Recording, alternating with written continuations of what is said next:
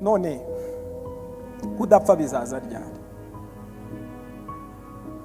Ubugingo no kudapfa, umunsi wariye kuri iki giti no gupfa uzapfa.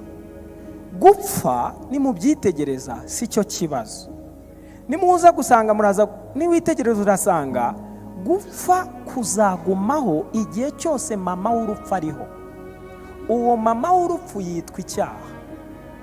Icyaha kirakurwaho gute?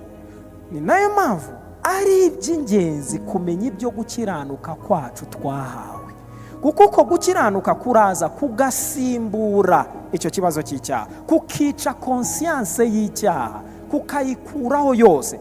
Nitutamenya ko gukiranuka twaguhawe kuva mu ijuru kutari uko abantu, kuko uko abantu nta bubasha gufite ko gukuraho icyaha, ntako rwose, nta nubwo gufite ububasha bwo gutsinda urupfu. So kubw'ibyo hagomba ukundi gukiranuka kwisumbuyeho kwavuye mu ijuru. Uko ni kuza kukima, uko niko gufite imbaraga zo gukuraho urupfu. Ariko ubwo abantu bagomba kubanza bakabatizwa muri ko, bakazimirira muri ko, bakarengerwa nako, bakakumva ku buryo nta kindi bagitekereza.